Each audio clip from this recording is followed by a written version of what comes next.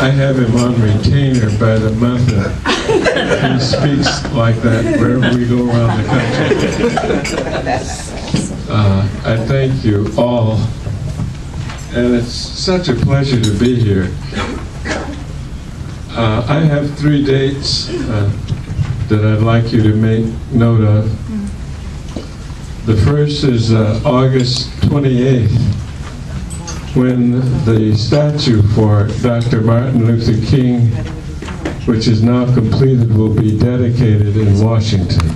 Yes. And on behalf of Scott and Fauntleroy and myself, we invite you to join us in Washington for that dedication.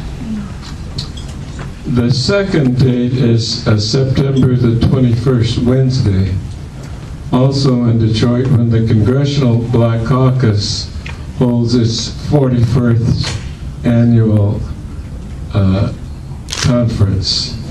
That will be Wednesday through till the Sunday, and it's going to be very important. And the third date is Tuesday, November 6, 2012, which is an important date in American history, because there we will have the test not just of whether the 44th president will be reelected or not, but whether we are able to do what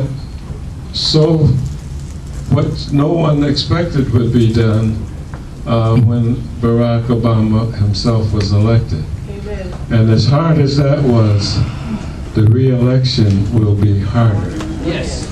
And the reason is that the pushback of an African American in the White House has been stronger and more virulent and more hate-filled and more vicious than anything that's happened in American history during the lifetime of anyone in this room.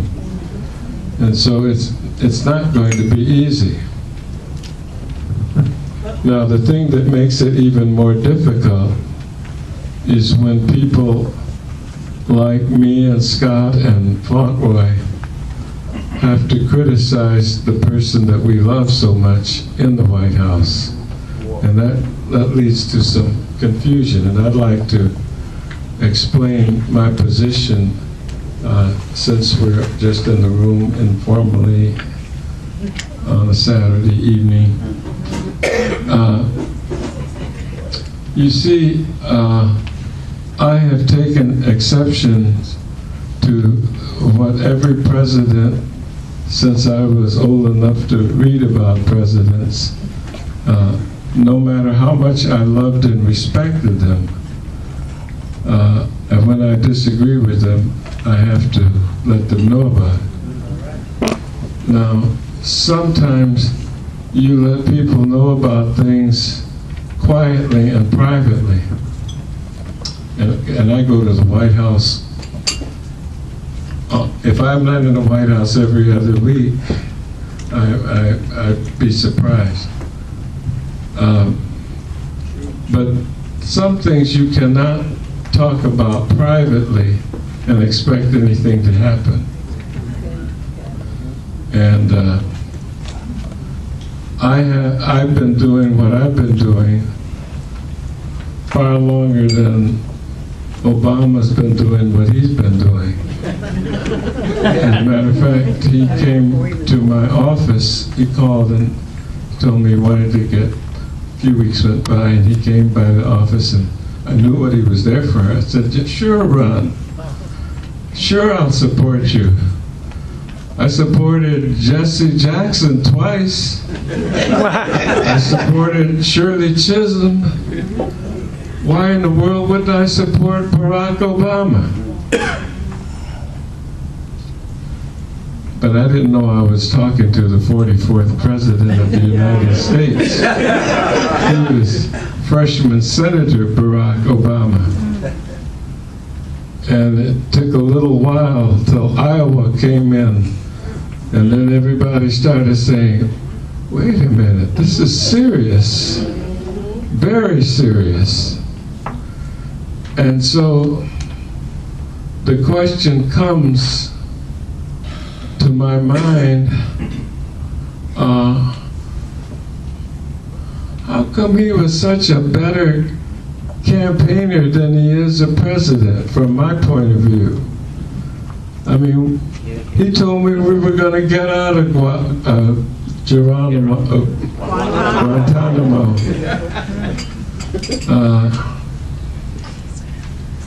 And a whole lot of other things. But I love this man. And I was very prominently involved in his, first of all, his candidacy in Michigan when he started out. But I'll be more involved this time when he's running for re-election, because the forces are out to get him on November the 6th, 2012. And this is why the Progressive Democrats of America, meeting in one of the districts of Congressman Scott, this is so important, that we spread our leadership around all the southern states in the Union.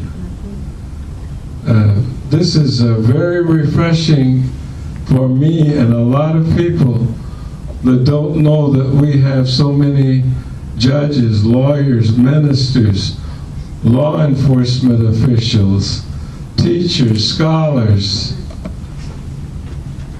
all gathered here to reflect a position about America and what we stand for.